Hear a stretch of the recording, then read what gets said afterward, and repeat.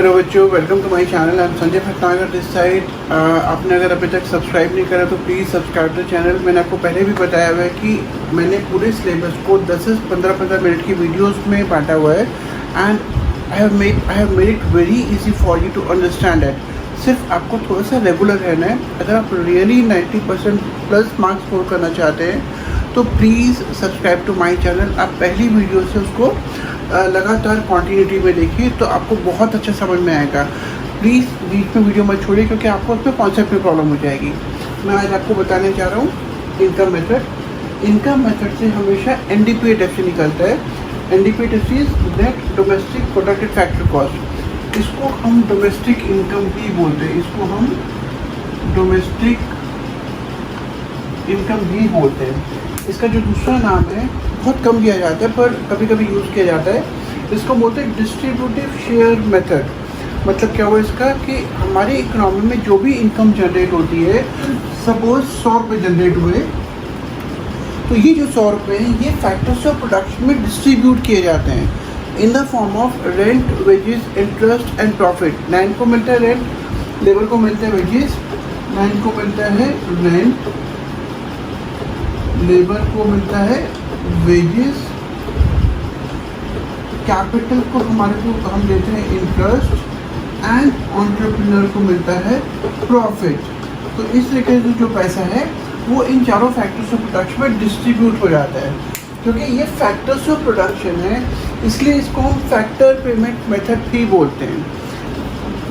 Income method से मैंने भी आपको बताया NDPF से निकलता है। इसको हम ऐसे करके हम इसका फॉर्मूला देख सकते हैं। सबसे पहला कंपोनेंट है कॉम्पेंसेशन ऑफ एम्प्लॉयज़।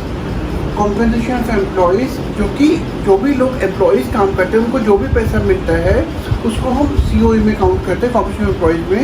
इनको डिटेल में मैं अभी आगे एक्सप्लेन करूँगा। इसका जो दूसरा कॉम्पोनेंट है उसका ऑपरेटिंग सरप्लस, और जो तीसरा कंपोनेंट है उसको बोलते हैं mixed income of self employed. आपको जब भी न्यूमेरिकल निकालने के लिए दिया जाएगा तो आपको ऐसे लिखना है NDPF जो ये चीज़ है plus COE plus operating surplus plus mix income of self employed. आपको अगर सिंपल वैल्यूज दी गई हैं तो आपको सीधा उठा के यहाँ पर डालना है और आप कैलकुलेशन करके NDPF से निकाल सकते हैं। बेटा इनकम मेथड का जो सबसे पहला कंपोनेंट आता है, जो मैंने आपको भी पहले फॉर्मूला में लिखा था, सबसे पहला कंपोनेंट है कॉम्पेंसेशन ऑफ एम्प्लॉयज़। एम्प्लॉयज़ जो भी काम करता है और एम्प्लॉयर उस काम के बदले में एम्प्लॉय को जो भी पेमेंट करता है उसको हम कॉम्पेंसेशन ऑफ एम्प्लॉयज़ बोलते हैं। अगर आपको न्यूमेरिकल में कॉम्पेंसेशन ऑफ एम्प्लॉयज़ दिया हुआ है वेल एंड गुड। इसका मतलब है कि आपको नीचे का कोई भी फिगर टच नहीं करना क्योंकि आपको उन्होंने ऑलरेडी कैलकुलेशन करके COE दे दिया है। लेकिन अगर आपको ऐसे कॉम्पेंसेशन ऑफ एम्प्लॉयज़ नहीं दिया गया है तो वो उसको क्या करेंगे, they will break it into parts. वो उसको कई सारे पार्ट्स में तोड़ के देंगे। तो जो सबसे पहला कॉमनली गिवन पार्ट है वो है wages and salaries paid by employer to employ. जो भी वेजेस या सैलरीज है जो एम्प्लॉयर अपने एम्प्लॉय को दे रहा है वो COE में काउंट किया जाएगा। तो उसको हमें पहले उठाना है। उसके बाद है employer contribution to social security scheme. कई सारी कंपनीज़ में कंपनी एम्प्लॉय को बेनिफिट देती है तो वो क्या करती हैं, उनकी कुछ सोशल स्कीम्स होती हैं उसको कंपनीज उसमें कंट्रीब्यूट करती है जो कि एम्प्लॉय को बाद में मिलता है जब वो रिटायर होता है, कंपनी छोड़ता है। तो जो भी company employer social security scheme में एम्प्लॉय के दे रहा है वो एक तरह से वो COE का पार्ट है। ध्यान रखिएगा कभी कभी न्यूमेरिकल में एम्प्लॉयर की जगह पे एम्प्लॉय लिखा होता है। अगर एम्प्लॉय लिखा हुआ है तो वो आपको नहीं लेना है, आपको सिर्फ एम्प्लॉयर कंट्रीब्यूशन ही लेना है। इसका जो थर्ड पार्ट है वो है हाउस रेंट अलाउंस। भाई एक एम्प्लॉयर अपने एम्प्लॉय को या तो घर देता है कई बार या उसकी जगह पे हाउस रेंट अलाउंस देता है क्योंकि वो बेनिफिट मिल रहा है एम्प्लॉय को, वो एम्प्लॉय को फ़ायदा पहुंचा रहा है। तो हाँ ये COE का पार्ट हो गया।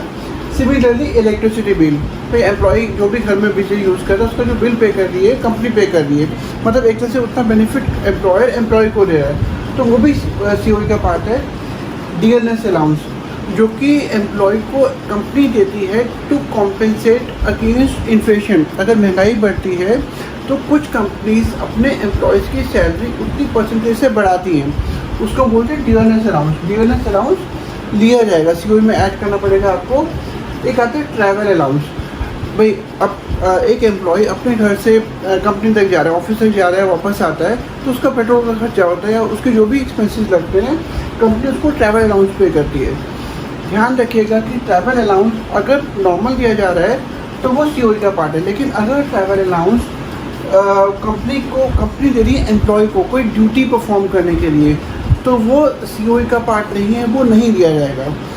जैसे कि सपोज़ आपने डोमिनोज से पिज़्ज़ा खाया होगा, तो जो डोमिनोज के जो सपोज़ हम एज्यूम करते हैं कि जो डोमिनोज के डिलीवरी बॉयज़ आपको डिलीवरी करने के लिए आते हैं, उनको कंपनी कुछ पे करती है उनके पेट्रोल का expenses, but the money is not going into their pocket. वो जो पैसा है वो उनकी पॉकेट में नहीं जा रहा, वो उनको दिया जा रहा है ड्यूटी को परफॉर्म करने के लिए, तो वो हम सीओई में काउंट नहीं करेंगे। देन आता है बोनस। साल में एक बार कंपनी अपने एम्प्लॉयज़ को जैसे दिवाली बोनस दे दिया या कोई बड़े फेस्टिवल बोनस देती है, तो bonus is given by the employer to employee, एक तरह का बेनिफिट है जो कंपनी अपने एम्प्लॉयज़ को दे रही है। देन मेडिकल फैसिलिटीज़, बहुत सारी कंपनीज ऐसी हैं जो अपने एम्प्लॉय के मेडिकल एक्सपेंसेस को भी देती हैं, रीइम्बर्स करती हैं, तो वो एम्प्लॉय का बेनिफिट है, तो हम सीओई में लेंगे। मतलब अगर आपको सीओई दिया है तो आपको मुंह से कुछ टच नहीं करना, लेकिन अगर सीओई नहीं दिया है तो आपको एक एक कंपोनेंट को देखना पड़ेगा और उसको सम अप करके आपके पास सीओई आएगा।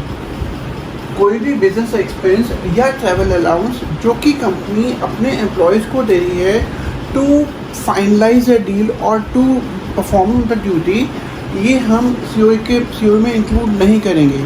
कई बार क्या होता है, जैसे मार्केटिंग मैनेजर्स को कंपनी कुछ पैसा देती है कि भाई आज ये डील फाइनल कर आनी है, आपको वहाँ जाना है, क्लाइंट से मिलना है, उसको होटल में लेकर लंच कराना है और एक डील फाइनल करनी है, क्योंकि वो पैसा एम्प्लॉय की पॉकेट में नहीं जा रहा है, तो वो हम सीओ में काउंट नहीं करेंगे।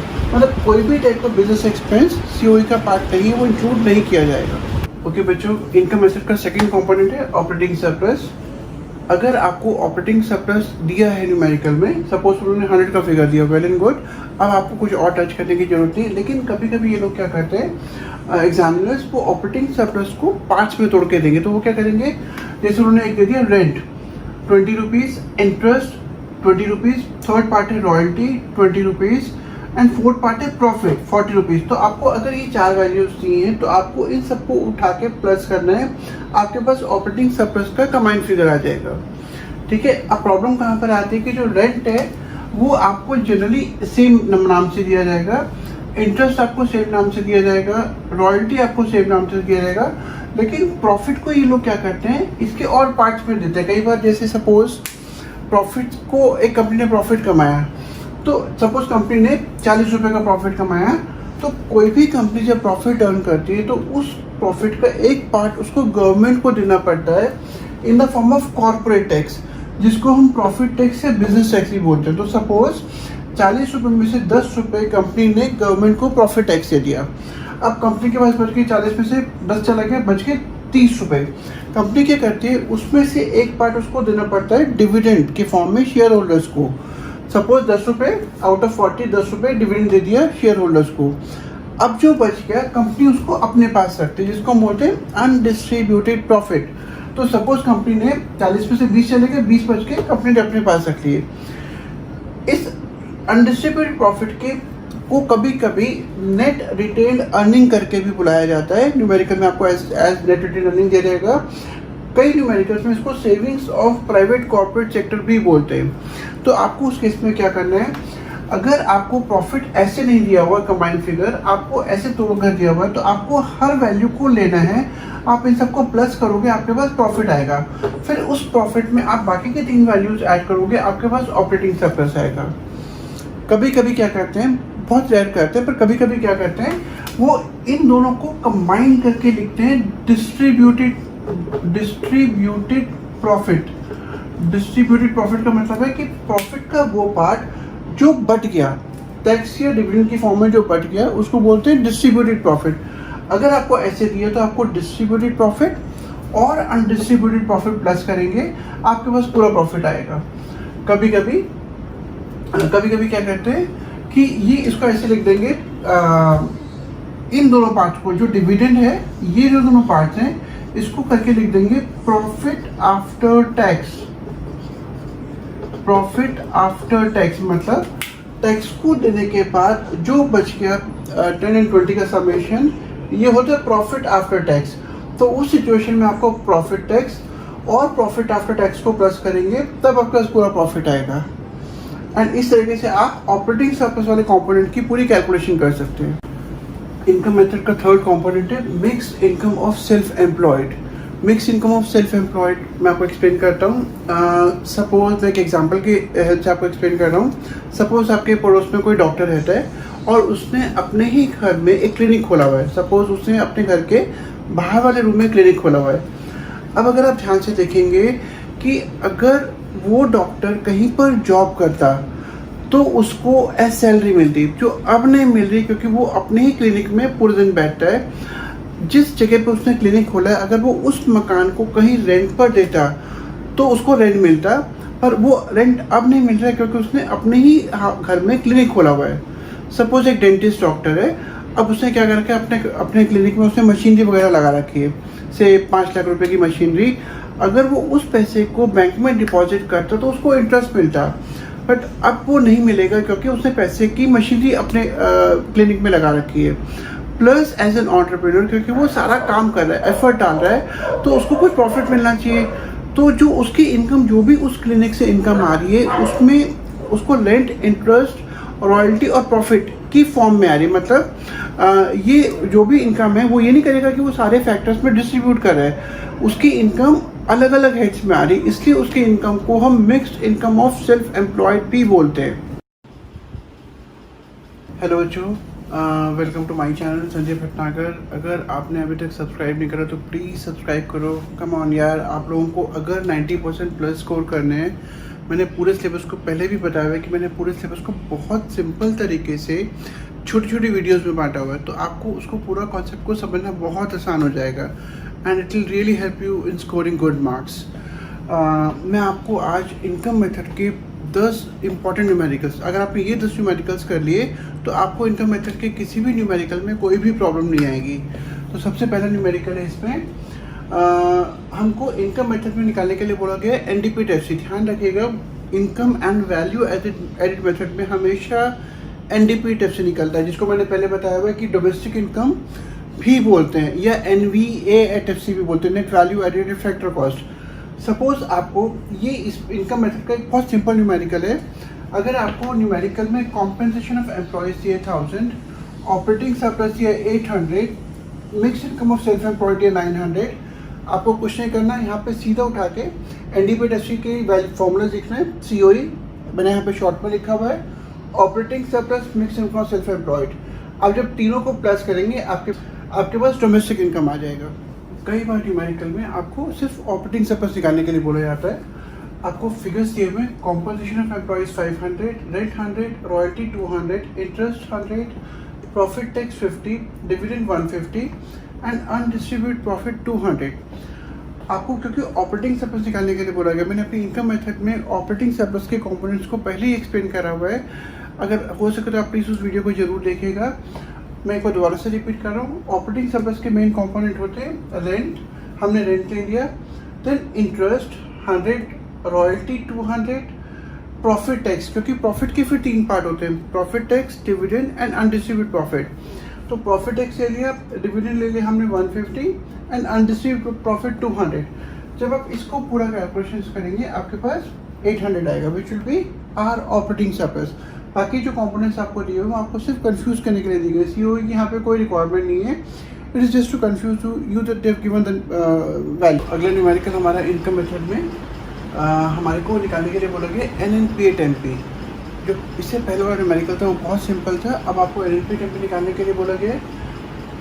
इसमें सबसे जो वैल्यूज थी वो दी हुई, compensation of employees 450, rent 100, interest 90, corporation tax 50, profit 200, फीफा 20, फीटा factor income to abroad 40, mix income of self employed 40, indirect taxes 50, subsidies 30। मैंने आपको जब मैंने इनकम मेथड का फॉर्मूला एक्सप्लेन करा हुआ है तो मैंने इसमें बताया हुआ है कि आपको हमेशा इनकम मेथड से एनडीपी-टेफसी निकलता है। आपको सबसे पहले एनडीपी-टेफसी का फॉर्मूला लिखना है। तो एनडीपी-टेफसी का फॉर्मूला है compensation of employees plus operating surplus plus mix income of self employed. अब अगर आप ध्यान से देखेंगे तो यहाँ पे कॉम्पेंसेशन ऑफ एम्प्लॉइज हमको एक फिगर दिया हुआ है 450। वेल एंड गुड, हमें सिर्फ 450 का फिगर उठाना है। अगला हमारे को दिया हुआ है, हमें निकालना है ऑपरेटिंग सरप्लस। ऑपरेटिंग सरप्लस के मैंने इनकम मेथड में कंपोनेंट्स एक्सप्लेन करे हुए हैं। 4 कंपोनेंट्स होते हैं, rent, interest, royalty and profit. हमारे को रेंट दिया हुआ है 100, इंटरेस्ट दिया हुआ है 90, 100 और 90 ले लिया। अब रॉयल्टी हमारे को यहाँ पे कहीं नहीं दिया हुआ तो हम उसको छोड़ देंगे। अब आ गया एक दिया हुआ प्रॉफिट और साथ में दिया हुआ कॉर्पोरेशन टैक्स। ध्यान रखिएगा कि जो कॉर्पोरेशन टैक्स है वो प्रॉफिट का ही पार्ट होता है, तो इसका मतलब है कि हमारे को एक कंबाइंड फिगर दिया हुआ है, हमारे को कॉर्पोरेशन टैक्स नहीं लेना है क्योंकि हमारे को प्रॉफिट दिया हुआ है जिसमें कि कॉर्पोरेशन टैक्स ऑलरेडी इंक्लूडेड है, तो हमने प्रॉफिट ले लिया। अब इसका जो थर्ड है वो है mix income of self employed 40, तो हमने 40 ले लिया। जब हम इसको कैलकुलेट करेंगे हमारे पास आएगा 880। अब हमारे पास आया भी NDPAT-FC, हमें निकालना है NNPAT-MP। जो निकालना है हम वो बाहर लिखेंगे, तो हमने लिखा NNPAT-MP। अब हम NDPAT-FC से NNPAT-MP निकाल रहे हैं, तो हम क्या करेंगे, NNC में डोमेस्टिक टू नेशनल में जाने के लिए हम NFIA ऐड करेंगे, क्योंकि यहाँ पे फीफा और फीटा दोनों दिए, तो हम क्या करेंगे, फीफा माइनस फीटा करेंगे। तो फीफा माइनस फीटा देन आता है, और इसमें FC से MP में जाने के लिए हमें NIT प्लस करना है। तो अब हमने सारी वैल्यूज ले ली। NDPAT-FC 880 दिया हुआ है, फीफा हमारे पास दिया है 20। मैंने आपको बताया कि अगर एक से ज़्यादा वैल्यू होती है तो आपको हमेशा ब्रैकेट यूज़ करना है। तो फीफा में दिया 20, फीटा हमारे को दिया हुआ 40, सो ये हो जाएगा 20 माइनस 40।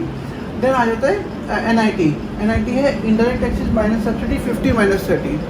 जब आप इसको पूरा वैल्यूज लिख देंगे, अब जैसे यहाँ पे ब्रैकेट यूज़ कर रहे हैं, यहाँ पे ब्रैकेट यूज़ कर रहे हैं, जब आप इसको पूरी वैल्यूज लिख देंगे तो ये आ जाएगा 880 plus 20 minus 20, 20 minus 40 minus 20 plus 20 plus 20। तो इस तरीके से आपके पास आंसर आ जाएगा 880। ओके बच्चों, अगला न्यूमेरिकल हमारे को बोला कि NDPAT-FC निकालिए। अब हमारे को वैल्यूज है, rent 400, royalty 200, interest 500, compensation of employees 1000, profit 500, mix income of self employed 1000।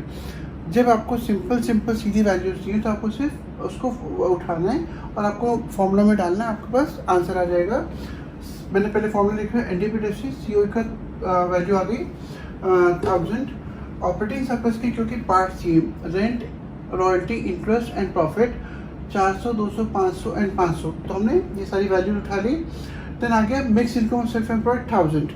तो जब आप इसको टोटल करेंगे आपके पास NDPAT-FC आ जाएगा। जो इनकम मेथड का जो अगला न्यूमेरिकल है, अब आपको बोला कि GNPAT-MP निकालने के लिए आपको दिया हुआ है indirect taxes 200, depreciation 100, FITA 250, FIFA 320, rent 250, mix income of self employed 120, savings of private corporate sector 200, dividend 220, interest 100, subsidies 200, compensation of employees 500 and corporation tax 400।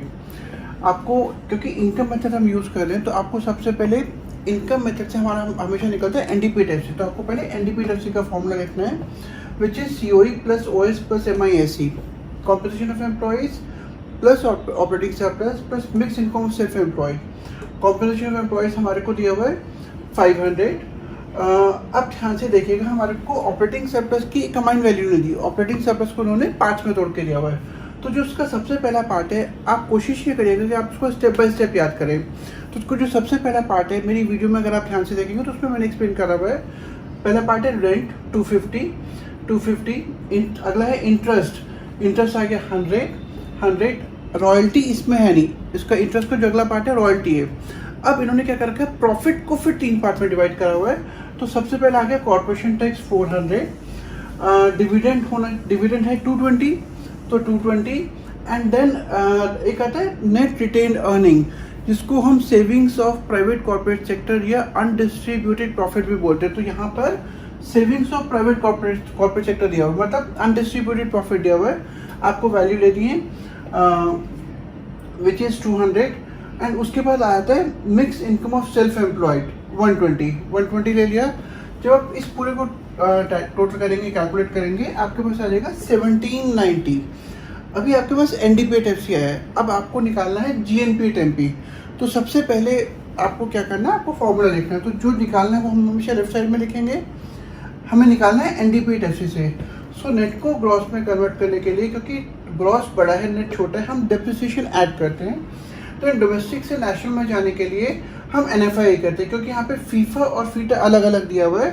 तो हम क्या करेंगे, फीफा माइनस फीटा कर देंगे। फीफा है हमारे पास 320, फीटा है 250। देन आता है NIT, indirect taxes minus subsidies. अब जैसे हमारे पास यहाँ पे दिया हुआ है इंडायरेक्ट टैक्सेस 200 एंड सब्सिडीज दिया हुआ है 200, तो ये 200 माइनस 200 हो जाएगा। जब आप इसको पूरे को कैलकुलेट करेंगे, पहले आपको ब्रैकेट के अंदर सॉल्व करना है। जब आप इसको पूरे को कैलकुलेट कर लेंगे आपके पास 1960 आएगा। ओके बच्चों, अगला न्यूमेरिकल इनकम मेथड में हमारे को यहाँ पे बहुत सारी वैल्यूज़ दी हैं। मैं आपको जानकर के एक बड़ा न्यूमेरिकल करा रहा हूँ, जिससे कि मैं एक बहुत वाइड तरीके से इसको कवर कर सकूँ। सबसे पहली वैल्यू दी salaries and wages in cash 1997, compensation of workers in kind, ये काइंड है 95, rent 132, interest 92, royalty 25, corporate tax 10, dividend 201, undistributed profit 26, employer contribution to social security schemes 54, mixed income 264 and NFI है 52, interest है 92। मैंने आपको पहले बताया हुआ है कि जब आपको इनकम मेथड से, अब सपोज आपको यहाँ पे NNP से निकालने के लिए बोला गया है, बट इनकम मेथड का जो बेसिक फॉर्मूला है composition of employees plus operating surplus plus mix income of self employed, उससे आपको हमेशा NDP से निकलता है। तो हमने पहले क्या करा, पहले फॉर्मूला लिख लिया COE plus OS plus MISC। अब हम क्या करेंगे, COE की वैल्यू देखेंगे। तो सबसे पहले, क्योंकि यहाँ पे composition of employees in one, एक कंबाइंड फिगर नहीं दिया हुआ, इन्होंने क्या रखा है कि इन्होंने उसको कई सारे पार्ट्स में डिवाइड करके दिया। तो ध्यान से याद रखिएगा कि आपको जब भी कॉम्पोजिशन ऑफ एम्प्लॉइज़ के कॉम्पोनेंट्स ढूंढने हैं, बाई चांस आपको याद नहीं, तो आपको ध्यान रखना कि कौन कौन सा एम्प्लॉयर ने अपने एम्प्लॉय को दिया है काम करने के लिए। तो जैसे सबसे पहले आ गया salary and wages in cash, employer ने एम्प्लॉय को कैश में पेमेंट करा 1997 का, क्योंकि एम्प्लॉयर दे रहा है, हम इसको यहाँ पे ले लेंगे। अगला है compensation of workers in kind. कई बार कई सारे एम्प्लॉयर्स क्या करते हैं, वो अपने वर्कर्स को इन काइंड देते हैं। इन काइंड का मतलब है जैसे ट्रैवल अलाउंस दे दिया, जैसे हाउस रेंट अलाउंस दे दिया, जैसे लंच का अलाउंस दे दिया। तो वो सारे की सारी जो चीज़ें हैं वो हम करते हैं count compensation of workers in kind में। तो यहाँ पे 95 दिया है, हमने 95 ले लिया। अब ये जो बाकी सारे हैं वो ऑपरेटिंग सरप्लस के पार्ट है, तो इसको हम टच नहीं करेंगे। अगला है employer contribution to social security scheme 54, क्योंकि यहाँ पे भी एम्प्लॉयर दे रहा है, हम इसको यहाँ पे काउंट करेंगे कॉम्पोजिशन ऑफ एम्प्लॉइज में। हमारा जो पहला कॉम्पोनेंट है COE वो पूरा हो गया। अब अगला है ऑपरेटिंग सरप्लस। ऑपरेटिंग सरप्लस के मैंने आपको पार्ट्स बताए हुए हैं, एक बार दोबारा से बता रहा हूँ। रेंट, इंटरेस्ट, रॉयल्टी, प्रॉफिट, ये 4 दिए हुए हैं। और प्रॉफिट को भी कई बार आगे 3 कंपोनेंट्स में तोड़ के दिया जाता है, जैसे corporate tax, dividend, undistributed profit. तो यहाँ पे इन्होंने क्या कर रखा है, प्रॉफिट का कंबाइंड फिगर दिया। यहाँ पे प्रॉफिट को भी कई सारे पार्ट्स में तोड़ के दिया है। तो सबसे पहले हमने रेंट उठा लिया 132, इंटरेस्ट 92, रॉयल्टी 25। तो रेंट, इंटरेस्ट, रॉयल्टी। देन आता है कॉर्पोरेट टैक्स 10, डिविडेंड 201 ले लिया, अनडिस्ट्रीब्यूटेड प्रॉफिट 26, हमने 26 ले लिया। अब मैं ब्रैकेट यूज़ कर रहा हूँ, ब्रैकेट में हमने सारे फिगर्स डाल दिए।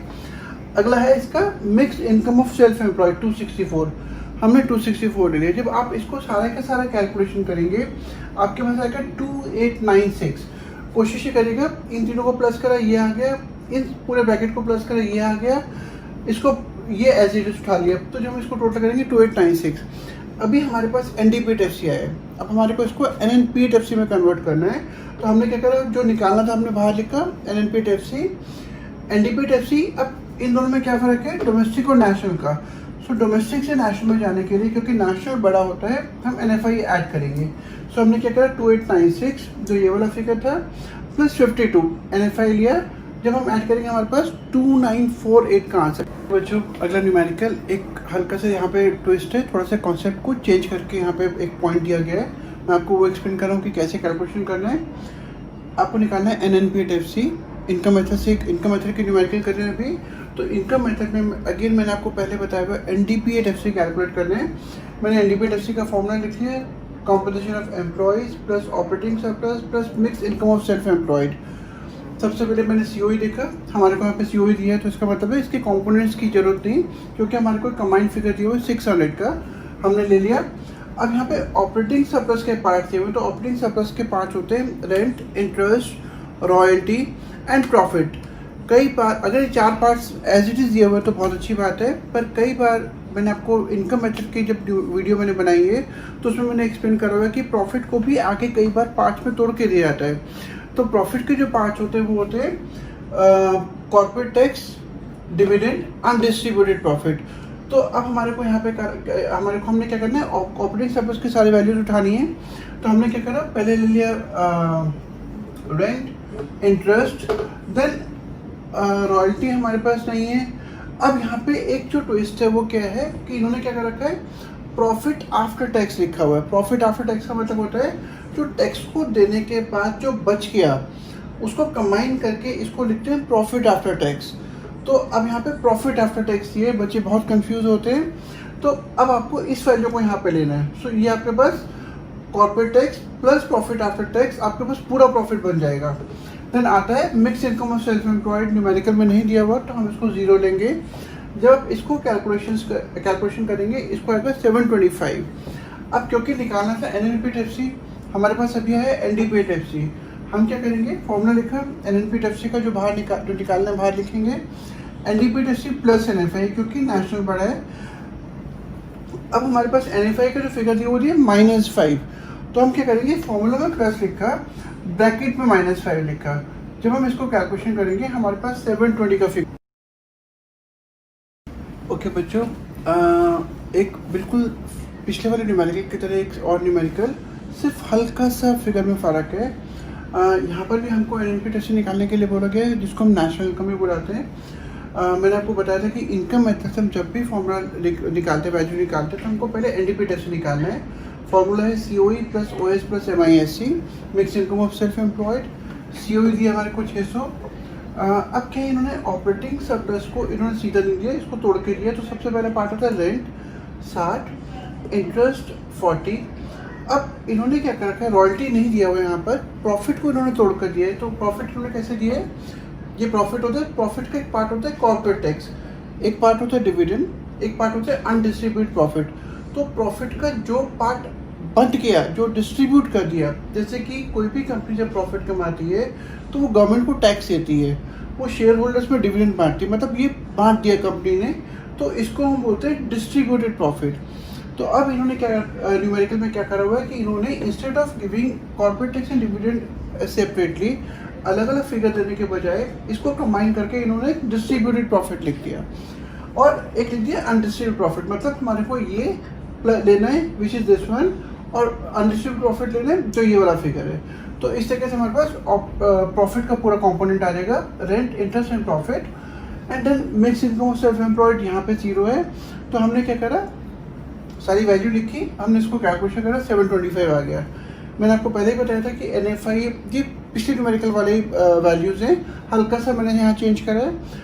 NFI -5 है, -5 लिया। NDPTFC प्लस NFI, क्योंकि NFI माइनस का है तो आंसर 725 -5 हो जाएगा, 720 आ जाएगा। ओके बच्चों, अगला न्यूमेरिकल है, हमारे को यहाँ पे रेंट निकालने के लिए बोला गया है। जो इनकम मेथड का एक कंपोनेंट है वो ऑपरेटिंग सरप्लस का। हमारे को values the, GDP टेम्पी 18,000, mix income of self employed 7,000, subsidies 250, interest 800, profit 975, compensation of employees 6,000, depreciation 1,000, indirect taxes 2,000। हमको क्योंकि रेंट निकालने के लिए बोला गया और हमारे को और यहाँ पे कोई तरीका नहीं, तो सबसे पहले हम क्या करेंगे, हम इस GDP को NDPTFC में कन्वर्ट करेंगे। तो हमने क्या करा, GDP जो निकालना था हमने बाहर लिखा, GDP टेम्पी, इसमें से जब हम डेप्रिसिएशन माइनस करेंगे नेट बन जाएगा। डोमेस्टिक सेम है, MP से FC में जाने के लिए हमें NIT माइनस करना पड़ेगा। तो हमने क्या करा, सारी वैल्यूज सारी जब हम सारे कैलकुलेशन करेंगे हमारे पास NDPTFC आ गया, ये हमारे पास NDPTFC आ गया। अब हम क्या करेंगे, क्योंकि हमारे को रेंट जो कि इनकम मेथड में ऑपरेटिंग सरप्लस का कंपोनेंट है वो निकालने के लिए बोला गया। तो हमने क्या करा, फॉर्मूला लिखा COE plus OS plus MISC। COE हमारे पास है 6,000।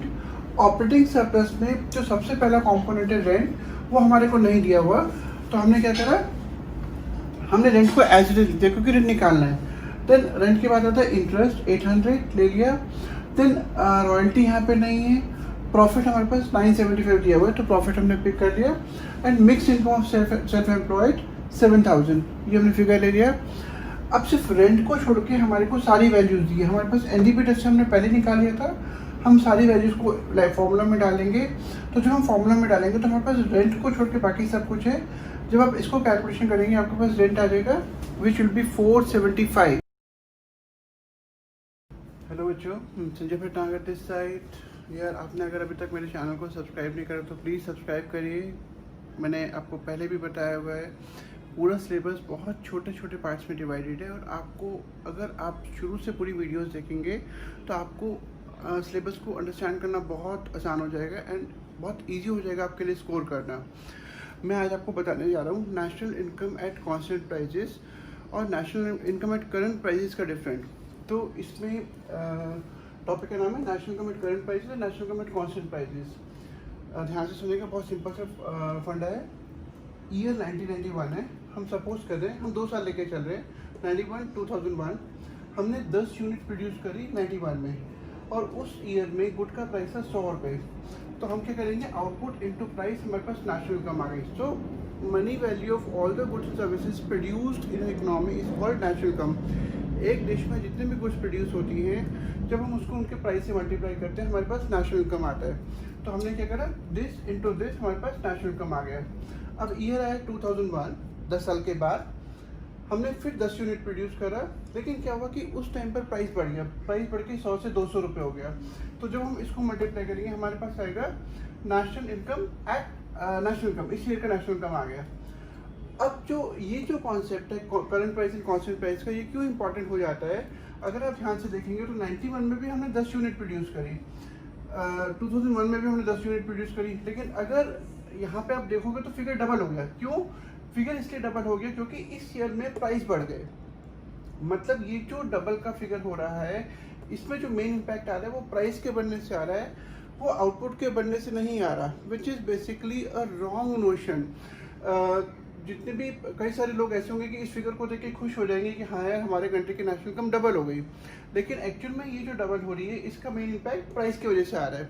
तो in order to find out कि हम एक्चुअल में ग्रो करें कि नहीं करा, हम क्या करते हैं, हम करते हैं output of the current year with price of the base year. हम क्या करेंगे, उसको बेस ईयर के प्राइस से मल्टीप्लाई कर देंगे और हमारे पास आ जाएगा national income at base year prices. तो अगर आप ध्यान से देखोगे तो ये फिगर और ये फिगर दोनों सेम है। इसका मतलब है कि हमारी कंट्री में बिल्कुल भी ग्रोथ नहीं हुई है।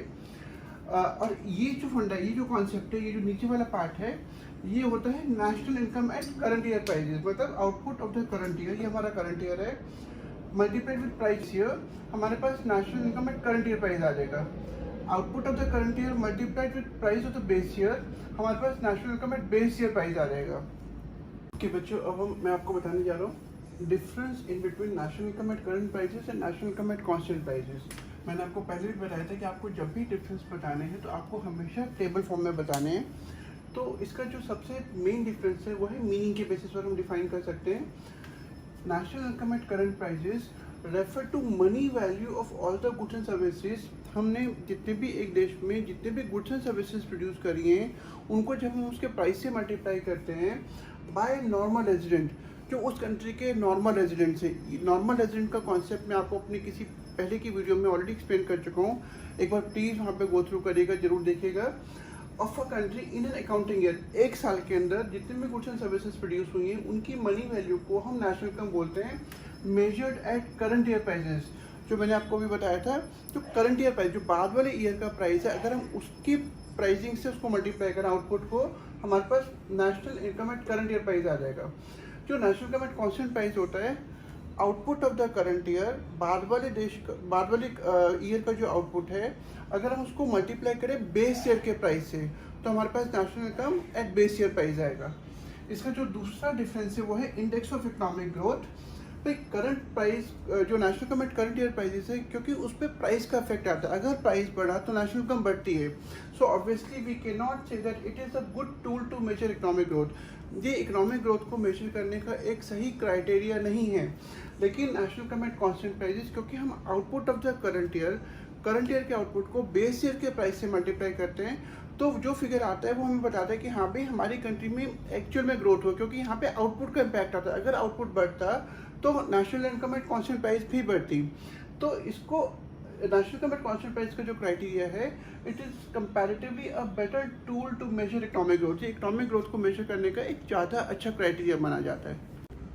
ओके बच्चों, अब अगला डिफरेंस है हमारा कॉजेज ऑफ चेंज। जो national income at current year price है, output of the current year multiplied with prices of the current year, उसमें प्राइस और क्वांटिटी दोनों का इफेक्ट आता है। मतलब अगर प्राइस बढ़ेगा तो नेशनल इनकम का फिगर भी हमारे पास बढ़ा हुआ आएगा, और अगर आउटपुट बढ़ेगा तब भी फिगर बढ़ा हुआ आएगा। तो क्योंकि यहाँ पे प्राइस का इम्पैक्ट आता है, तो मैंने आपको पहले बताया कि national income at current prices जो है वो सही क्राइटेरिया नहीं माना जाता कंट्री की एक्चुअल ग्रोथ को मेजर करने का। National income at constant prices यहाँ पे सिर्फ आउटपुट का इफेक्ट आता है। जब हम आउटपुट को, अगर आउटपुट बड़ा है, हम उसको बेसिस के प्राइस से मल्टीप्लाई करेंगे तो हमारे पास जो फिगर आएगा वो बड़ा हुआ फिगर आएगा। मतलब हमें पता चल जाएगा कि हाँ भाई कंट्री के आउटपुट में एक्चुअल में ग्रोथ हुआ है। अगला है कैलकुलेशन। जब हम करंट प्राइजेस को करंट क्वांटिटी से, मतलब करंट ईयर के प्राइजेस को, यहाँ पे ईयर और लिख सकते हैं, करंट ईयर के प्राइजेस को आप करंट ईयर की क्वांटिटी से मल्टीप्लाई करते हैं तो आपके पास national income at current year price आता है। National income at constant prices में करंट आउटपुट को, output of the current year multiplied with base year prices, जब बेस ईयर के प्राइस से मल्टीप्लाई करोगे तो आपके पास national income at constant prices आएगा। इसका ऑल्टरनेटिव नेम है नॉमिनल नेशनल इनकम। 1 मार्क का क्वेश्चन आता है कि nominal national income is the alternative name of at national income at current year prices. National income at constant price का जो alternative name है वो है रियल नेशनल इनकम। इसको हम रियल नेशनल इनकम भी बोलते हैं। अगला टॉपिक है कि कैसे हम करंट ईयर की नेशनल इनकम को बेस ईयर कांस्टेंट प्राइसेस में कन्वर्ट कर सकते हैं, national income at constant price में कन्वर्ट कर सकते हैं। आपके पास फॉर्मूला, आपको ये याद करना है, ये 3 वैल्यूज याद करनी। National income at constant prices is equal to national income at current prices upon current price index into 100। अब आपको इन 3 वैल्यू में से 2 कम से कम जरूर दी होंगी। जैसे कि मैं आपको एक एग्जांपल दे रहा हूँ। सपोज हमारे को दिया हुआ price index of the current year 150, national income at current year prices 1,50,000। आपको सीधा सिर्फ वैल्यूज को यहाँ पुट करना है। ये हमारा पूरा फॉर्मूला है। इसमें आप वैल्यूज पुट अप करेंगे तो आपके पास आंसर आ जाएगा 1,50,000, that is national income at current year prices upon current price index. ये रहा, इसको आप इंटू 100 करेंगे, आपके पास national income at constant prices आ जाएगा। और बच्चों, अगर आपने अभी तक वीडियो सब्सक्राइब नहीं करा तो प्लीज़ सब्सक्राइब करिए। और मेरे शुरू से जब आप वीडियो को देखेंगे तो आपको पूरे का पूरा जो कॉन्सेप्ट है, मैं बहुत सारे इंपॉर्टेंट टॉपिक्स नेशनल का पे कवर कर चुका हूँ। और आने वाली वीडियोस में मैं कुछ स्टेटमेंट क्वेश्चंस और इस तरह की चीज़ों को डिस्कस कर रहा हूँ जो कि कम से कम 4 से 5 मार्कर का बोर्ड के एग्जाम में ज़रूर आता है। मैं बहुत, क्योंकि वीडियोस में बहुत डिटेल में डिस्कस नहीं कर सकते, तो मैं सिर्फ कुछ इंपॉर्टेंट स्टेटमेंट्स डिस्कस करने वाला हूँ जो कि नेशनल इनकम में इंक्लूड की जाती हैं या नहीं की जाती हैं तो क्यों की जाती है, और नहीं की जाती तो क्यों नहीं की जाती। आपको एडवाइस करूँगा, प्लीज़ चैनल को सब्सक्राइब करें और बेल बटन दबा दें, जिससे कि आपको आने वाली वीडियो को आपको लेटेस्ट इन्फॉर्मेशन मिलती रहेगी। थैंक यू बच्चों। Sanjay Bhatnagar this side, welcome to my channel economics by Sanjay Bhatnagar. अगर आपने अभी तक सब्सक्राइब नहीं करा तो प्लीज़ सब्सक्राइब करो, एंड जितने भी मेरे कोर्स की वीडियोस हैं आप उसको शुरू से देखो, आपको हेल्प होगी, बहुत हेल्प होगी एक्चुअली। मैं आज आपको कराने जा रहा हूँ जीडीपी डिफ्लेटर। जीडीपी डिफ्लेटर जिसको हम प्राइस इंडेक्स ही बोलते हैं। जीडीपी डिफ्लेटर की जो डेफिनेशन है क्या कहती है, it measures the average level of prices of all the goods and services that make up GDP. GDP होता है ग्रॉस डोमेस्टिक प्रोडक्ट। तो पूरी कंट्री में जितनी भी गुड्स एंड सर्विसेज प्रोड्यूस हुई हैं उनकी एवरेज लेवल ऑफ प्राइसेस को हम जीडीपी बोलते हैं। जनरली हम यहाँ पे जब जीडीपी की बात करते हैं तो हम जो भी प्राइस का इम्पैक्ट आता है, प्राइसेस के बढ़ने से जो भी जीडीपी पे इम्पैक्ट आता है, हम उसको एलिमिनेट करने की कोशिश करते हैं। तो इसका जो फॉर्मूला वो है जीडीपी डिफ्लेटर और price index is equal to nominal GDP upon real GDP into 100। अगर आपको याद होगा, नॉमिनल जीडीपी होता है हमारा national income at current prices. जब हम करंट ईयर के आउटपुट को करंट ईयर के प्राइसेस से मल्टीप्लाई करते हैं, हमारे पास नॉमिनल जीडीपी आता है। रियल जीडीपी था जब हम करंट ईयर के आउटपुट को बेस ईयर के प्राइस से मल्टीप्लाई करते हैं, हमारे पास रियल जीडीपी आता है। तो जब हम प्राइस की इफेक्ट को एलिमिनेट करने के लिए हम nominal GDP upon real GDP into 100 करेंगे। जैसे हमारे पास एग्जांपल है, अगर हमारे को नॉमिनल जीडीपी का फिगर दिया हुआ 15,000, रियल जीडीपी दिया हुआ 12,000, 15,000 अपॉन 12,000 इंटू 100 विल बी 125। ये हमारा प्राइस इंडेक्स है, ये हमारा प्राइस इंडेक्स जीडीपी डिफ्लेटर है। इसी तरीके से जैसे हम जीडीपी डिफ्लेटर निकालते हैं, इसी तरीके से हम जीएनपी डिफ्लेटर भी निकाल सकते हैं। सिर्फ क्या चेंज हो जाएगा, यहाँ पे नॉमिनल जीएनपी आ जाएगा। यहाँ पे हमने जीडीपी लिखा था, यहाँ पे जीएनपी आ जाएगा। So nominal GNP upon real GNP into 100 will be our GNP deflator. Okay बच्चों, एक बहुत इंपॉर्टेंट क्वेश्चन जो बोर्ड में ऑलमोस्ट हर साल किसी ना किसी फॉर्म में जरूर आता है, वो है इस GDP the correct index of economic welfare. क्या जीडीपी इकोनॉमिक वेलफेयर को मेजर करने के लिए करेक्ट क्राइटेरिया है, सही तरीका है? तो एक्चुअली नो। फ्रैंकली स्पीकिंग, जब भी आपने कभी भी किसी से बात करते हो, आपने इकोनॉमिक्स में पेपर्स वगैरह में आपने कहीं पढ़ा होगा कि किसी कंट्री की जीडीपी बढ़े तो हम कहेंगे कि हाँ अभी कंट्री ग्रो कर रही है। लेकिन जीडीपी में कुछ कमियां हैं, इस कॉन्सेप्ट में कुछ कमियां हैं जिसकी वजह से हम ये नहीं कह सकते कि जीडीपी एक सही तरीका है इकोनॉमिक ग्रोथ को मेजर करने का। तो कौन कौन सी कमियां हैं? तो सबसे पहले जो कमी है वो है डिस्ट्रीब्यूशन ऑफ जीडीपी। भाई सपोज हमारी कंट्री की इनकम इस साल में 1,000 रुपीज़ थी सपोज, एंड आगे अगले साल बढ़ के वो 2,000 हो गई। भाई फ्रैंकली स्पीकिंग हमें देखना चाहिए कि हाँ भी कंट्री की इनकम बढ़ी, लेकिन हो सकता है कि उस बढ़ी हुई इनकम का एक बहुत बड़ा पार्ट इकोनॉमिक के रिचर सेक्शन के पास गया हो, अंबानीज, बिरलास, टाटा, सिंघानियाज, और जो लोअर सेक्शन ऑफ पीपल है उनके पास ज़्यादा उस इंक्रीज मनी का कोई भी पार्ट नहीं आया हो। मतलब जो भी डिस्ट्रीब्यूशन हो वो अनइवन हुआ है। तो इसका मतलब क्या हो गया कि क्योंकि जीडीपी की एक वीकनेस है कि हम यहाँ पे डिस्ट्रीब्यूशन ऑफ जीडीपी को कंसीडर नहीं करते। सो ये एक वीकनेस है इस कॉन्सेप्ट की, इसलिए हम जीडीपी को एक correct index of economic welfare नहीं मान सकते। आपको मैंने अभी फर्स्ट पॉइंट एक्सप्लेन करा। जो सेकंड पॉइंट है चेंज इन प्राइसेस, क्योंकि जो जीडीपी है, जब हम जीडीपी की बात करते हैं तो उसमें प्राइस का इम्पैक्ट आता है। तो हम क्या करते हैं, सपोज मैं आपको एक एग्जांपल लेके समझा रहा हूँ। ईयर 1991 है, सपोज मैंने माना कि ये ईयर 1991 है। इस ईयर में, इस साल में 10 यूनिट प्रोड्यूस हुई। सपोज एग्जांपल के तौर पे हमने इकोनॉमी में 10 यूनिट प्रोड्यूस करी, गुड का पर यूनिट प्राइस था 100। तो जब हम नेशनल इनकम निकालेंगे तो आउटपुट विद प्राइजेस हमारे पास नेशनल इनकम आ गया। नेशनल इनकम कैसे निकालते हैं अगर आपको याद हो, money value of all the goods and services produced in an economy in an accounting year is called national income. किसी भी देश में जितनी भी गुड्स एंड सर्विसेज प्रोड्यूस हुई हैं उसकी मनी वैल्यू को जब हम मल्टीप्लाई करते हैं, उसके प्राइसेस से मल्टीप्लाई करते हैं, तो हमारे पास नेशनल इनकम आता है। अब क्या हुआ कि ईयर आया 2001, हमने फिर से 10 यूनिट प्रोड्यूस करी, लेकिन इस साल प्राइस बढ़ गया, प्राइस बढ़ के हो गया 100 से 200। तो ऑब्वियसली नेशनल इनकम का फिगर बढ़ जाएगा, डबल हो गया 1000 से 2000। बहुत सारे लोग इस चीज़ को कंसीडर नहीं करेंगे, वो सिर्फ इसको देखेंगे कि हाँ भाई नेशनल इनकम डबल हो गई, बहुत खुश है कि हाँ भाई नेशनल इनकम डबल हो गई। लेकिन अगर आप ध्यान से देखेंगे कि यहाँ पे आउटपुट हमारा सेम है, सिर्फ प्राइस के बढ़ने से नेशनल इनकम बढ़ रही है। इसका मतलब क्या हो गया कि जीडीपी में हम चेंज इन प्राइसेस को कंसीडर नहीं करते। So obviously GDP can not be the right index of economic welfare, the right criteria to measure economic growth. Okay बच्चों, अगला पॉइंट है हमारा नॉन मॉनेटरी एक्सचेंजेस।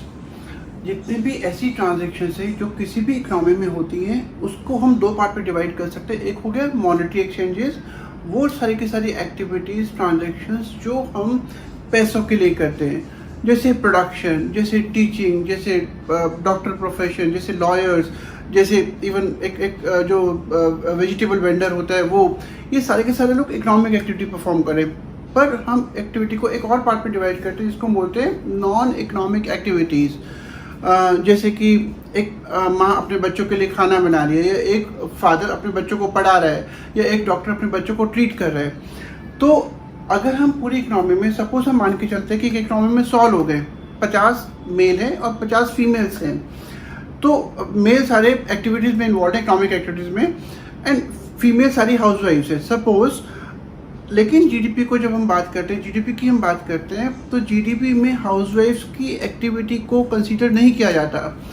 आप जस्ट इमेजिन करिए कि कोई ऐसी इकोनॉमी जहाँ पे कि हाउसवाइफ्स की एक्टिविटी को, जो हमारी इकोनॉमी में एक बहुत इम्पॉर्टेंट रोल प्ले करती है, जिनके बिना घर नहीं चल सकता, जिनके बिना सबको प्रॉब्लम हो सकती है, हम उनकी एक्टिविटीज़ को इग्नोर करते हैं जब हम जीडीपी की कैलकुलेशन करते हैं। तो ऑब्वियसली कोई भी ऐसा क्राइटेरिया जो इकोनॉमिक की इतनी सारी नॉन इकोनॉमिक एक्टिविटीज़ को इग्नोर करता है, वो एक सही क्राइटेरिया नहीं हो सकता। इसका मतलब क्या हो गया कि जो जीडीपी है, it is again not a right criteria to measure economic growth, because it ignores all the non economic activities. हाउसवाइफ्स की, पेरेंट्स अपने बच्चों को पढ़ा रहे हैं या ट्रीट कर रहे हैं, या out of love and affection जो भी वो केयर कर रहे हैं, जो भी उनको ध्यान रख रहे हैं, या किसी और के लिए, जैसे कि नॉन प्रॉफिट ऑर्गेनाइजेशंस हैं, उनको कोई प्रॉफिट अर्न नहीं करते, वो सिर्फ यह गुरुद्वारे में जैसे लंगर खिलाया जा रहा है, ये सारी की सारी नॉन इकोनॉमिक एक्टिविटीज़। यहाँ पे जो पर्पज़ होता है वो पैसा कमाना नहीं होता। नेशनल इनकम में इस तरह की जितनी भी एक्टिविटीज़ उसको इग्नोर किया जाता है जब हम जीडीपी निकालते हैं। तो ऑब्वियसली जीडीपी एक सही तरीका नहीं हो सकता इकोनॉमिक ग्रोथ को मेजर करने का। ओके, नेक्स्ट वीकनेस जीडीपी के कॉन्सेप्ट की वो है एक्सटर्नैलिटीज़। एक्सटर्नैलिटीज़ बेसिकली क्या होता है, हम इसको बेसिकली दो पार्ट में डिवाइड कर सकते हैं। एक होता है पॉजिटिव एक्सटर्नैलिटी, एक होता है नेगेटिव एक्सटर्नैलिटी। पॉजिटिव एक्सटर्नैलिटी होता है कि सपोज एक टीचर ने कुछ बच्चों को पढ़ाया और वो बच्चे आगे जाके बहुत अच्छे टीचर्स बन गए, या वो और अच्छे प्रोफेशन में निकल गए और उन्होंने इकोनॉमी को बहुत ज़्यादा कंट्रीब्यूट करा। अब इस टीचर ने बच्चों को पढ़ाया और उन बच्चों के बहुत अच्छा निकलने से पूरी इकोनॉमी को फ़ायदा हुआ, तो इसका मतलब है कि इकोनॉमी को पॉजिटिव एक्सटर्नैलिटी हो रही है। सिमिलरली सपोज एक फैक्ट्री में प्रोडक्शन हो रहा है, प्रोडक्शन होने से ऑब्वियसली आउटपुट जनरेट हुआ, तो कहीं पे पॉजिटिव फ़ायदा भी हो रहा है, लेकिन पॉल्यूशन हो रहा है, स्मोक निकल रहा है या केमिकल्स रिलीज हो रहे हैं फैक्ट्री से in the form of waste, तो कहीं ना कहीं सोसाइटी को नुकसान भी हो रहा है। उसको हम बोलते हैं नेगेटिव एक्सटर्नैलिटीज़। जो जीडीपी का कॉन्सेप्ट है वो सिर्फ इमीडिएट इफेक्ट को देखता है कि टीचर ने बच्चों को पढ़ाया, जो पैसा कमाया, okay, that will be included in national income और जीडीपी। लेकिन जो पॉजिटिव एक्सटर्नैलिटीज़ है, जो बाद में इम्पैक्ट आ रहा है, वो जीडीपी के कॉन्सेप्ट में इग्नोर किया जाता है। ना तो जीडीपी पॉजिटिव एक्सटर्नैलिटीज़ को लेता है, ना ही नेगेटिव एक्सटर्नैलिटीज़ को लेता है। तो ऑब्वियसली जीडीपी की क्राइटेरिया की एक बहुत बड़ी वीकनेस है एक्सटर्नैलिटीज़ को इग्नोर करना। So obviously this can not be the right criteria. ये एक सही तरीका नहीं है किसी भी कंट्री की इकोनॉमिक ग्रोथ को मेजर करने का। ओके बच्चों, fifth point, rate of population growth. जब हम जीडीपी की बात करते हैं तो जीडीपी में कहीं पर भी पॉपुलेशन ग्रोथ हो रही है, जनसंख्या बढ़ रही है, उसका इम्पैक्ट हम कहीं पर भी कंसीडर नहीं करते। मैं आपको एक एग्जांपल से समझाता हूँ। सपोज ईयर है 1991, हमारी कंट्री की नेशनल इनकम है 1000 रुपीज़। हम सपोज कर रहे हैं नेशनल इनकम है 1000 रुपीज़, कंट्री की पॉपुलेशन है 100। तो ऑब्वियसली जब आप पर कैपिटा इनकम निकालेंगे तो national income divided by population 1000 divide by 100, ये हमारा पर कैपिटा इनकम आ गया 10। अब ईयर है 2001, हमारा नेशनल इनकम बढ़ गया, 1000 से बढ़ के 2000 हो गया। लेकिन हुआ क्या, इस ईयर में पॉपुलेशन डबल से भी ज़्यादा बढ़ी, 100 से बढ़ के 250 हो गई। तो अब की बार जब आप पर कैपिटा इनकम निकालोगे 2000 डिवाइड बाई 250 विल बी 8 आएगा। मतलब अगर आप ध्यान से देखेंगे पर कैपिटा इनकम डिक्लाइन कर गई, 10 से कम होकर 8 हो गई है। इसका मतलब क्या है, जनरली जब हम जीडीपी की बात करते हैं तो जीडीपी जो लोग हैं वो बेसिकली इन फिगर्स को देखते हैं कि हाँ भाई नेशनल इनकम डबल हो गई, लेकिन एक्चुअल में पॉपुलेशन की ग्रोथ को कम्प्लीटली इग्नोर किया जाता है, जिससे इम्पैक्ट क्या आ सकता है कि हमारी पर कैपिटा इनकम बढ़ने की बजाय कम हो गई। नेशनल इनकम बढ़े पर फिर भी पर कैपिटा इनकम डिक्लाइन कर रही है, क्योंकि पॉपुलेशन के बढ़ने की स्पीड नेशनल इनकम के बढ़ने की स्पीड से डबल है, ज़्यादा है। ठीक है, तो इसलिए हम जीडीपी को करेक्ट क्राइटेरिया नहीं मान सकते, क्योंकि जीडीपी का कॉन्सेप्ट पॉपुलेशन ग्रोथ को इग्नोर करता है। Please subscribe to my channel. मैं आपको पहले भी बहुत बार बता चुका हूँ कि आप जितना जल्दी सब्सक्राइब करेंगे उतना ही आप और वीडियोस को देखेंगे तो आपको उतना ही जल्दी सिलेबस को समझना आसान हो जाएगा एंड ऑब्वियसली स्कोर करना आसान हो जाएगा। So please subscribe man. मैं आज आपको करवाने वाला हूँ कुछ इंपॉर्टेंट स्टेटमेंट क्वेश्चंस। मतलब कौन बोर्ड में बेसिकली कुछ क्वेश्चंस आते हैं जहाँ पे कि आपको ये बताना पड़ता है कि कौन कौन सी चीज़ें नेशनल इनकम में इंक्लूड होंगी और कौन कौन सी चीज़ें नेशनल इनकम में इंक्लूड नहीं होंगी। तो लेकिन उन सब चीज़ों को, स्टेटमेंट क्वेश्चंस को डिस्कस करने से पहले हमारे को कुछ चीज़ें मालूम होना बहुत ज़रूरी है, जैसे कि हमारे को मालूम क्या होना चाहिए कि ये स्टेटमेंट क्वेश्चन से मालूम क्या होना चाहिए कि हम सिर्फ नेशनल इनकम में फैक्टर इनकम्स को ही इंक्लूड करते हैं। फैक्टर इनकम होती है rent, wages, interest and profit. जो भी फैक्टर्स ऑफ प्रोडक्शन काम करते हैं उनके बदले में जो पैसा मिलता है वो हम फैक्टर इनकम काउंट करते हैं, ये नेशनल इनकम में इंक्लूड की जाती है। अगर आपको इनकम मेथड का वीडियो देखो और आपको याद हो कि हमने इनकम मेथड में जो ऑपरेटिंग सरप्लस था या जो सैलरीज एंड वेजेस थे वो हम नेशनल इनकम में इंक्लूड करते हैं, तो ये सारी चीज़ इंक्लूड की जाती है। लेकिन जो ट्रांसफ़र इनकम्स हैं, जो ट्रांसफ़र इनकम होती है अगर आप मेरा सेकेंड या थर्ड वीडियो है उसमें अगर आप देखेंगे तो मैंने फैक्टर इनकम और ट्रांसफ़र इनकम को एक्सप्लेन करा हुआ है। ट्रांसफ़र इनकम होती है जिसके बदले में आप कोई भी काम नहीं करते, वो पैसा आपको सिर्फ मिलता है। It may be donation, old age pension, pocket money, flood relief, भाई कहीं बाढ़ आ गई जो गवर्नमेंट वहाँ पे लोगों को रिलीफ देती है वो फ्लड रिलीफ का पार्ट है। एंड डोनेशंस, ये सारी की सारी ट्रांसफ़र इनकम आती है। ओल्ड एज पेंशन, जैसे गवर्नमेंट बहुत सारे बूढ़े लोगों को टू सपोर्ट देम, उनको हेल्प करने के लिए गवर्नमेंट हर महीने उनको एक ओल्ड एज पेंशन देती है, जिससे कि वो जो एक कुछ मिनिमम अमाउंट होता है जो उनको पे किया जाता है जिससे कि उनको कम से कम खाना पीना निकल सके। तो वो हम नेशनल इनकम में इंक्लूड नहीं करते क्योंकि उसके बदले में वो लोग कोई काम नहीं करे। It is just the money given to them so that they can take care of themselves. अगला आ गया sale and purchase of financial asset. Financial assets होते हैं जैसे शेयर्स है, डिबेंचर्स है, बॉन्ड्स हैं। इकोनॉमिक्स में हम नेशनल इनकम को काउंट करते हुए शेयर, डिबेंचर्स, बॉन्ड्स की वैल्यू को नेशनल इनकम में इंक्लूड नहीं करते क्योंकि हम ये मानते हैं कि यहाँ पे कोई भी टाइप का प्रोडक्शन नहीं हो रहा, कोई भी टाइप का काम नहीं हो रहा। हम सिर्फ इंक्लूड करते हैं कैपिटल फॉर्मेशन को, जैसे एक नई बिल्डिंग बनी या नया ब्रिज बना या नया डैम बना, तो उस तरह की चीज़ों को हम कैपिटल फॉर्मेशन बोलते हैं। जैसे मेट्रो स्टेशन बना, इन सब चीज़ों को हम नेशनल इनकम में इंक्लूड करते हैं। एक बार समरी, फैक्टर इनकम को इंक्लूड किया जाता है, ट्रांसफर इनकम को इंक्लूड नहीं किया जाता, इनको हम इंक्लूड नहीं करते।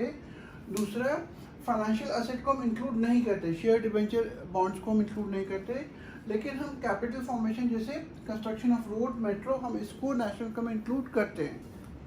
ओके, अगला पॉइंट जो हम नेशनल इनकम में इंक्लूड करते हैं, anything given by the employer to employ in cash और इन काइंड।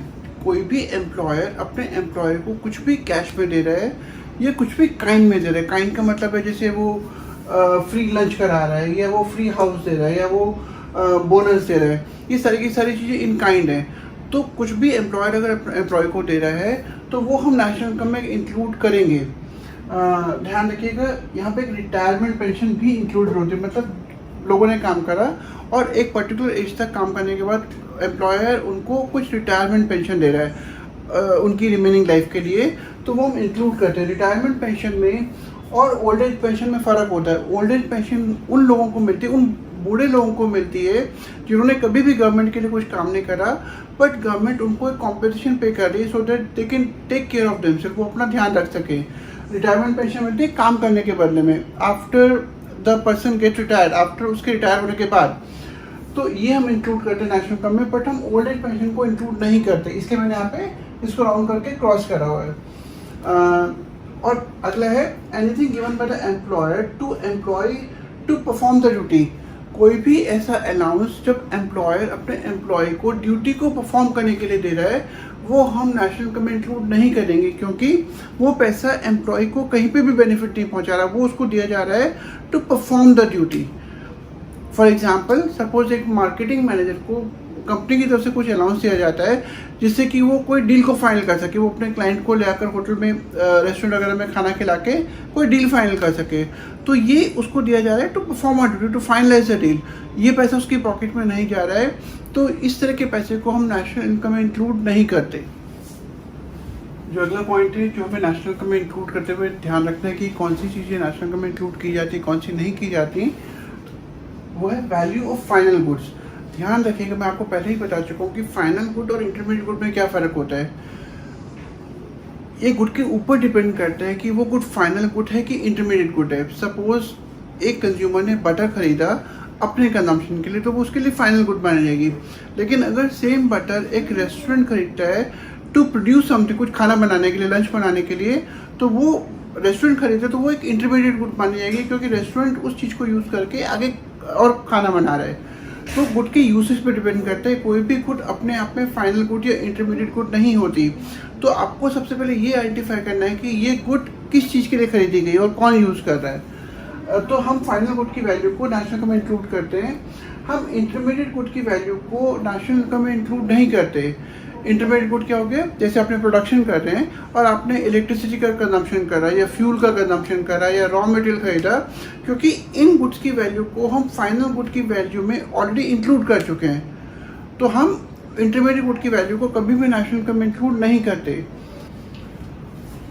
बेटे अगला पॉइंट जो हम नेशनल इनकम में इंक्लूड करते हुए देखते हैं, विंडफॉल गेन्स। विंडफॉल गेन्स होता है जैसे कि भाई किसी ने हॉर्स रेस में पैसा जीता, या उसकी कोई लॉटरी निकल गई, या उसने किसी कॉन्टेस्ट से जैसे कौन बनेगा करोड़पति से पैसा जीता। तो इस तरह के जितने भी विंडफॉल गेन्स होते हैं, जिससे कि अचानक से किसी बंदे का पैसा आ गया, फिर किसी बंदे की किसी दूर के रिश्तेदार की डेथ हो गई, वो लिख कर गया तो सारी की सारी प्रॉपर्टी उससे इसके नाम कर दी, तो ये विंडफॉल गेन माना जाएगा। और इसको हम नेशनल इनकम में इंक्लूड नहीं करते, क्योंकि यहाँ पर हम ये मानते हैं कि किसी भी टाइप की प्रोडक्टिव एक्टिविटी को कैरी आउट नहीं करा गया है। जो दूसरा चीज़ जो हम नेशनल इनकम में इंक्लूड करते हुए ध्यान रखते हैं वो है non market transaction. Non market transaction का मतलब होता है कि वो सारी की सारी एक्टिविटीज़ जो परफॉर्म की जाती हैं out of love and affection. जैसे कि अगर एक पेरेंट अपने बच्चों को पढ़ा रहा है, क्योंकि वो out of love and affection पढ़ा रहा है, वो आउट ऑफ केयर पढ़ा रहा है, तो हम उसको मार्केट वैल्यू को असर्टेन नहीं कर सकते, हम उसको नेशनल इनकम में इंक्लूड नहीं करेंगे। Services of a house wife, घर में जो भी लेडीज़ काम करती हैं, खाना बना रहे हैं या और काम कर रहे हैं, तो वो हम नेशनल इनकम में काउंट नहीं करेंगे, क्योंकि उनकी मार्केट वैल्यू को असर्टेन करना मुश्किल है। तीसरा, जैसे doctors treating his own child, एक डॉक्टर अपने ही बच्चे को ट्रीटमेंट दे रहा है, क्योंकि वो again out of love and affection दे रहा है, तो इस तरह की एक्टिविटीज़ को हम नेशनल इनकम में इंक्लूड नहीं करते। फिर अगला पॉइंट जो हम नेशनल इनकम में इंक्लूड करते हुए देखते हैं वो है sale and purchase of second hand goods. जितनी भी गुड्स होती है जो सेकेंड हैंड, मतलब हम उन गुड को पिछले किसी साल में ऑलरेडी उनकी वैल्यू को हम नेशनल इनकम में ले चुके हैं, तो अगर हम उस गुड को दोबारा से बेचते, सपोज एक कंज्यूमर ने पिछले साल कार ली, तो कार की वैल्यू को हम नेशनल इनकम में पिछले साल के नेशनल इनकम में ऑलरेडी इंक्लूड कर चुके हैं। अगर अब कंज्यूमर उस कार को बेचता है तो उसकी वैल्यू को हम नेशनल इनकम में इंक्लूड नहीं करेंगे, क्योंकि हम उसको एक बार ऑलरेडी इंक्लूड कर चुके हैं। तो हम ऐसी किसी भी वैल्यू को नेशनल इनकम में इंक्लूड नहीं करेंगे। ये ध्यान रखिएगा कि सपोज उस कार को बेचने के लिए कंज्यूमर ने एक ब्रोकर को हायर करा, एक कार ब्रोकर को हायर करा, तो कार ब्रोकर को ऑब्वियसली जो कमीशन पे की जाएगी वो नेशनल इनकम में इंक्लूड होगी। क्यों? क्योंकि वो एक सर्विस दे रहा है जिसके बदले में उसको पेमेंट मिल रही है। जैसे कि एक प्रॉपर्टी डीलर ने मकान बिकवाया तो उसको कमीशन दी जाएगी, तो वो कमीशन भी नेशनल इनकम में इंक्लूड होगी, क्योंकि वो प्रॉपर्टी बनाने के बेचने के लिए एक सर्विस दे रहा है। अगला है expenditure bye a house hold, like payment of school fees, बस fair, payment of bill etcetera will be included. House hold जितना भी पैसा खर्च करते हैं, जैसे बच्चों की फीस पे कर रहे हैं या वो बिल्स पे कर रहे हैं या अपने इलेक्ट्रिसिटी बिल वगैरह का पेमेंट कर रहे हैं, वो सारी की सारी चीज़ें नेशनल इनकम में इंक्लूड की जाती हैं। ये की जाएंगी प्राइवेट फाइनल कंजम्पशन एक्सपेंडिचर के हेड में, जो एक्सपेंडिचर मेथड का कॉम्पोनेंट है। तो अगला है income earned in the domestic territory of India. यहाँ पे आपको ये ध्यान रखना है, आपको डोमेस्टिक टेरिटरी को पहले आइडेंटिफाई करना है। मतलब अगर आपको स्टेटमेंट क्वेश्चन दिया जाता है और आपको बताया जाता है कि इंडियन इनकम यहाँ पर अर्न करी गई, तो आपको जहाँ पे भी इनकम अर्न करी गई है, पहले आपको ये आइडेंटिफाई करना है कि वो एरिया इंडिया की डोमेस्टिक टेरिटरी में इंक्लूड होगा या नहीं। अगर इंडिया की डोमेस्टिक टेरिटरी में इंक्लूड होगा तभी हम नेशनल इनकम इंक्लूड करेंगे, नहीं तो नहीं। जैसे कि एग्जांपल है, salary receive by Indian residents working in Russian embassy in India. India में एक रशियन एम्बेसी है, वहाँ पे कई सारे इंडियंस जाते हैं, काम करते हैं और उस काम के बदले में उनको पैसा मिलता है। लेकिन रशिया की जो एम्बेसी इंडिया में है वो हमारी कंट्री का पार्ट नहीं मानी जाएगी, वो हमारी कंट्री की डोमेस्टिक टेरिटरी का पार्ट नहीं मानी जाएगी, वो रशिया का पार्ट मानी जाएगी। तो इसका मतलब क्या होगा कि हमारी कंट्री के लोग एक बाहर की टेरिटरी में जाके काम कर रहे हैं, रशियन एम्बेसी, और उनको जो भी पैसा मिलता है वो इंडिया में भेज रहे हैं। लेकिन हम इसको नेशनल में इंक्लूड करते हैं under the head FIFA, factor income from abroad. हम ये मानेंगे कि हमारे लोग बाहर के कंट्री में गए, मतलब रशियन एम्बेसी में गए, काम करा और पैसे को कमा के इंडिया में भेजा, फीफा। Similarly this is salary paid to Russian working in Indian embassy Russia. Russia में इंडियन एम्बेसी है और वहाँ पे कुछ रशियंस काम कर रहे हैं। अब इंडियन एम्बेसी हमारी डोमेस्टिक टेरिटरी का पार्ट है, तो रशिया में अगर कुछ रशियंस आके काम करते हैं हमारी एम्बेसी के अंदर, तो हम उनको जो भी सैलरी पे करेंगे वो हम यहाँ पे इंक्लूड नहीं करेंगे, क्योंकि ये फीटा का पार्ट है, फैक्टर इनकम टू अब्रॉड, मतलब ये पेमेंट हम माइनस करते हैं। अगला पॉइंट बेटा, entertainment allowance given to employ to entertain business guest. मैंने आपको इनकम मेथड में जब मैं आपको एक्सप्लेन करा था तो मैंने आपको बताया था कि कंपनी अपने एम्प्लॉयज़ को ट्रैवल अलाउंस देती है या एंटरटेनमेंट अलाउंस देती है। अगर ट्रैवल अलाउंस या एंटरटेनमेंट अलाउंस दिया जा रहा है एम्प्लॉयर के द्वारा एम्प्लॉय को टू परफॉर्म अ ड्यूटी, तो हम उसको नेशनल इनकम इंक्लूड नहीं करेंगे, क्योंकि उसको ड्यूटी परफॉर्मेंस के लिए दिया जा रहा है, ये पैसा एम्प्लॉय की पॉकेट में नहीं जा रहा है। मैंने आपको इनकम मेथड की वीडियो में एग्जांपल में एक्सप्लेन किया था कि सपोज डोमिनो बॉयज़ हैं जो आपको पिज़्ज़ा डिलीवर करने आते हैं, तो उन डोमिनो बॉयज़ को सपोज पेट्रोल का अलाउंस मिलता है, but money is not going into their pocket, वो पैसा उनकी जेब में नहीं जा रहा है, तो उसको हम नेशनल इनकम इंक्लूड नहीं करेंगे। स्कॉलरशिप पेड टू स्टूडेंट्स, क्योंकि स्टूडेंट ने काम नहीं करा, इसके बदले में कोई काम नहीं कर रहा, वो अपनी मेहनत कर रहे थे और इन द प्रोसेस उनको एक स्कॉलरशिप मिल गई, because they've not worked for it for the scholarship, they just got the scholarship though they work for themselves। तो ये हम नेशनल इनकम इंक्लूड नहीं करेंगे, क्योंकि यहाँ पे किसी भी टाइप की प्रोडक्टिव एक्टिविटी कम नहीं हो रही है। However part time job payment to a student, एक स्टूडेंट है जो किसी फूड जैसे मैकडोनल्ड में या KFC में जाके एक पार्ट टाइम जॉब करता है और उस पार्ट टाइम के जॉब के बदले में उसको पैसा मिलता है, तो वो हम नेशनल इनकम इंक्लूड करेंगे, क्योंकि यहाँ पे स्टूडेंट काम कर रहा है उसके बदले में उसको पैसा मिल रहा है। देन आता है purchase of a taxi bye taxi driver, भाई एक टैक्सी ड्राइवर ने टैक्सी खरीदी अपने बिजनेस के लिए, तो ये इंक्लूड किया जाएगा क्योंकि इन्वेस्टमेंट माना जाएगा। एक फैक्ट्री ने अपनी फैक्ट्री में लगाने के लिए एक मशीन खरीदी, तो ये भी इन्वेस्टमेंट का पार्ट है, इंक्लूड किया जाएगा। लेकिन अगर सेम मशीन एक हाउस होल्ड ने खरीदी है अपने घर, जैसे एक सुइंग मशीन सिलाई की मशीन है, अगर एक टेलर शॉप में खरीदी गई तो वो नेशनल इनकम का पार्ट मानी जाएगी।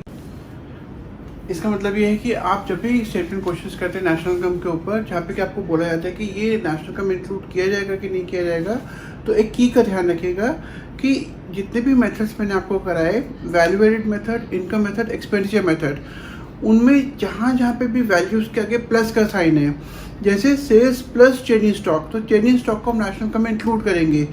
माइनस IC, क्योंकि माइनस का साइन लगा तो हम IC को नेशनल इनकम से एक्सक्लूड करेंगे। माइनस डेट एक्सक्लूड होगा, माइनस NIT, नेशनल इनकम में हम इसको इंक्लूड नहीं करेंगे।